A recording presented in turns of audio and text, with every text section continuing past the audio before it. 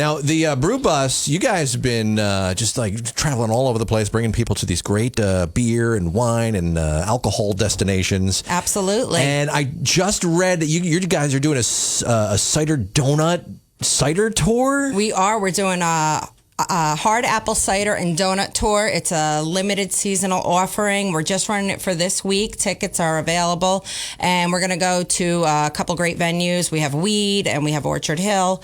And I get to have hard apple cider flights and eat donuts while you're traveling. What's more fun than that? Does sound like the perfect day in the Hudson Valley, just having someone drive you around. And when you say you got weed. Weed farms. So we're going to Weed. Okay, gotcha. You got Robin very excited. Like, whoa, this is the bus I am all about. A whole new tour that starts in New York in a while. I'm there. Give it a year and we'll have a whole new bus. Exactly. But anyway, so you brought another brewer with you this week to share our beer of the week. I did. We have Aaron with us, and he is from Cousins Ale Work, and we are so happy to have him. I call him one of the hardest working men in the brew biz. I see him everywhere. He does everything.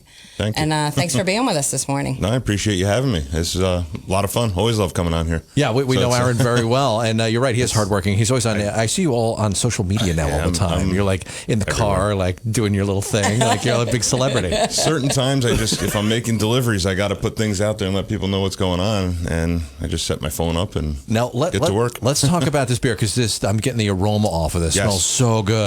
There's a lot going on in this beer. Yeah. So what is this? This is the Barreled Bastard beer. Or Barreled Bastard Stout. Bastard Stout. Yes. So there's this. This is like right up my alley just by the name. This is two different beers blended together. So this is my flagship, which is the Smoky Musket Stout, which is the award-winning stout that I which is so keep good. On. By the way, if you're a stout lover, there's like no better super stout. Super easy drink. Yeah. I had it barrel aging for over 6 months in a black dirt bourbon barrel. Then I also have our chocolate strawberry stout, which I had barrel aging. And I blended the two together and created the Barreled Bastard. Whoa. All right. So this is a serious beer. You get a little bit of everything going on. I can smell Absolutely. I'm getting like the chocolate notes right off of it. Chocolate for sure. Absolutely. Yeah, the chocolate and the bourbon really pop out, and you get a little bit of the strawberry in the back end.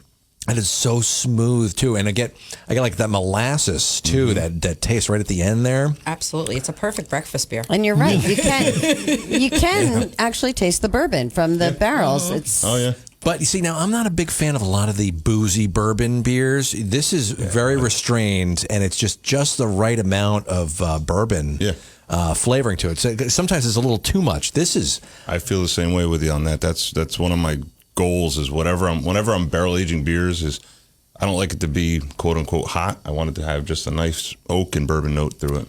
And while Boris is down in this, what's the alcohol content? This is 9%. So you better slow down there, buddy. Mix it with your coffee. Yeah, well, but that's a testament to like somebody who really knows their flavor profiles and beers, that you can make a beer that's that strong. It doesn't really taste boozy. Yeah, but it everything has all works. the flavors and the vanilla and it's so good. A lot going on.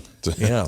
It's a fun beer. So now, is there a lot of trial and error going into blending something like that, or you just kind of know? This particular one, what it was is I had two of the bourbon barrels. They were at the point where I wanted to get them out of the bourbon barrels, but I only have one bright tank, so that's what carbonates the beer.